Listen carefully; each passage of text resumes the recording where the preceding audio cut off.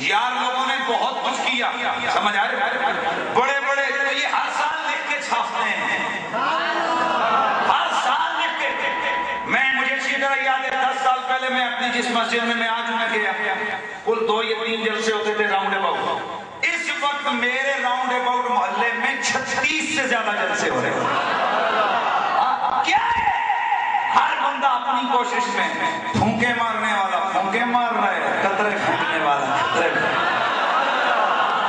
لیکن ہوگا وہی کہ جو میرے اللہ کو، اللہ کی مرضی. اور اللہ کا وعدہ کیا ہے؟ دن گزرتا جائے گا میرے نبی کی عزت میں اضافہ ہوتا جائے گا، میرے رسول کی شان بڑھتی جائے گی، گھٹے گی نہیں. تو یہ اپنی خوش بختی ہے. کیا ہے بولو؟ یہ اپنی خوش بختی ہے کہ اگر چلو حضور کے چاہنے والوں میں ہمارا نام آ جائے. تو حضرات ایک بڑے سادہ سے لہجے میں سمجھانے لگا ہوں اور ایک فکر دینے لگا ہوں. ایک ہے تعلیمات مصطفیٰ اور ایک ہے برکات مصطفیٰ. کیا کہا میں نے؟ اور برکات. میرے سیدی نے بڑے زبردست 2 جملوں میں مقصود بیان کر دیا. میلاد کوئی الگ سے کوئی چیز نہیں ہوتی ہے. یاد رکھو ہر ایسی محفل جس میں نبی کی آمد کا ذکر ہو، خلقت کا ذکر ہو، بعثت کا ذکر ہو، میرے نبی کی تعلیمات کا ذکر ہو، میرے نبی کی برکات کا ذکر ہو، ہر ایسی محفل کا نام عرف میں ہم کیا رکھ دیتے ہیں؟ محفل میلاد.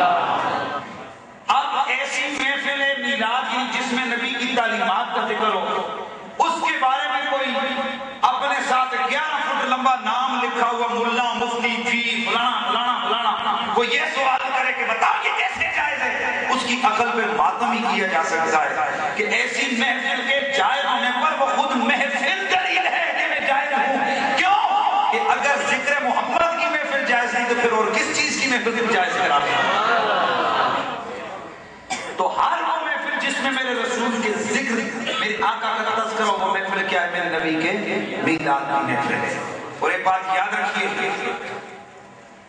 پورا سال ہم سرکار کی تعلیمات کو بیان کرتے ہیں، پر یہ جب مہینہ آتا ہے نا اس میں زیادہ تر تعلیمات کا بھی بیان ہوتا ہے. جیسے میرے سیدی نے یہاں پر فوراً فرمایا نماز پڑھنا، یہ ساری تعلیمات مصطفیٰ کا بیان ہے. لیکن اکثریت خطبہ اس مہینے میں برکات مصطفیٰ کو بیان کرتے ہیں. یار عاشق ہوتے ہیں، وہ چاہتے ہیں کہ ہمیں اپنے پیارے مدینے والے کا پیارا ذکر سننے کو ملے.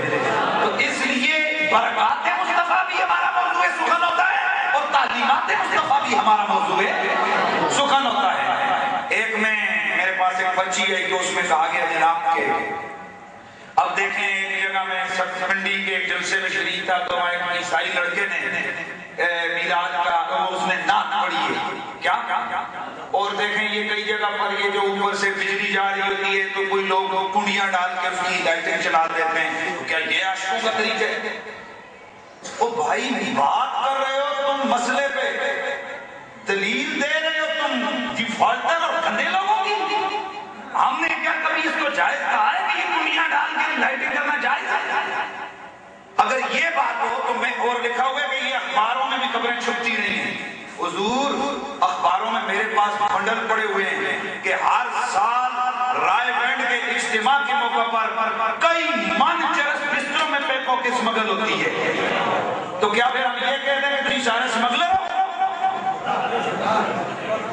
تو یہ لہجہ ٹھیک نہیں ہے بھائی. یہ حضور کی ولادت باصادت نہیں ہے. اس میں تو ہمیں ہمارے اساتذہ نے فرمایا بیٹا محبت کو بانٹو، پیغام محبت کو عام کرو. اور پھر اب ہمیں میلاد کے جلوس پر دلیلیں دینے کی کوئی ضرورت نہیں ہے. اس لیے کہ جس دلیل سے ناموس رسالت کا جلوس جائز ہے اسی دلیل سے ولادت مصطفیٰ کا جلوس بھی جائز ہے. بات سمجھ آ رہی ہے؟ جس دلیل سے ناموس رسالت کا جلوس جائز ہے اسی دلیل سے، اور جس دلیل سے مشن رسالت کانفرنس جائز ہے اسی دلیل سے ولادت محمدی کانفرنس بھی جائز ہے.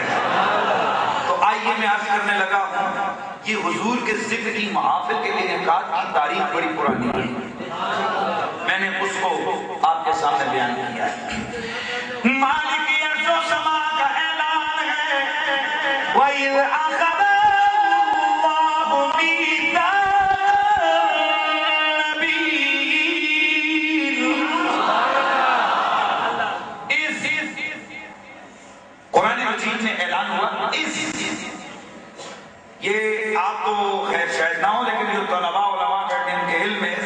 توجہ کے لیے کر رہا ہوں کہ جہاں بھی لفظ اس موجود ہو قرآن میں وہاں پر اذکر کو محذوف نکالا جاتا ہے.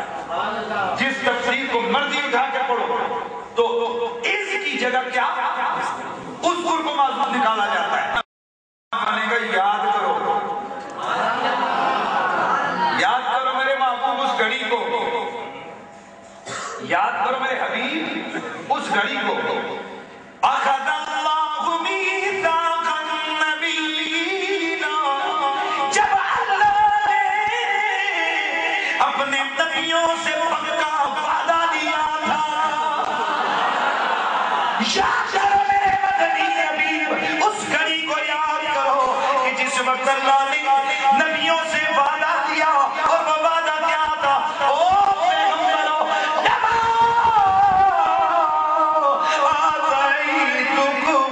من کتاب و حکمہ. ابھی اس وقت کو یاد کرو جب اللہ تعالیٰ نے نبیوں سے وعدہ لیا, اور وعدہ کیا لیا وہ نبیوں کو. میں تمہیں ایک وعدہ تم سے لینا چاہتا ہوں.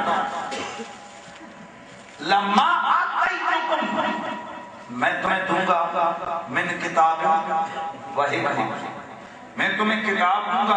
اور علماء فرماتے ہیں یہاں حکمت سے مراد نبوت ہے. کیا عطا کروں گا؟ کتاب اور نبوت. چلو جی حکمت کی بات آ گئی تو میں تمہیں کتاب اور حکمت دوں گا نبیوں. سن لو سارے. ثم جاءکم, پھر کچھ زمانہ گزرے گا. ثم تراخی کے لیے آتا ہے اور ثم کی تراخی کی کوئی حد مقرر نہیں ہے. سبحان اللہ کی آواز تو ہے. ثم جاءکم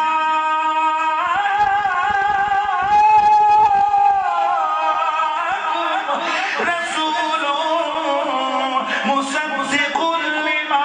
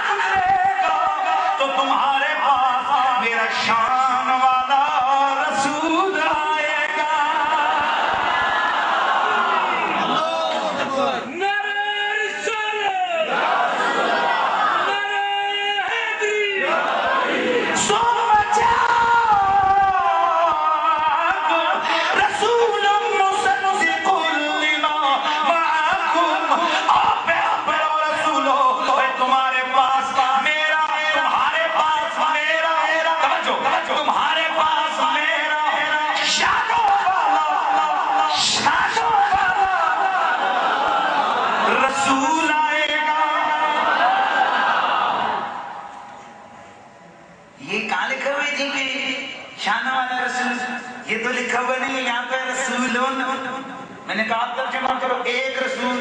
میں نے کہا یہ ایک کس کا معنی کی ہے؟ توجہ ہے, یہ ایک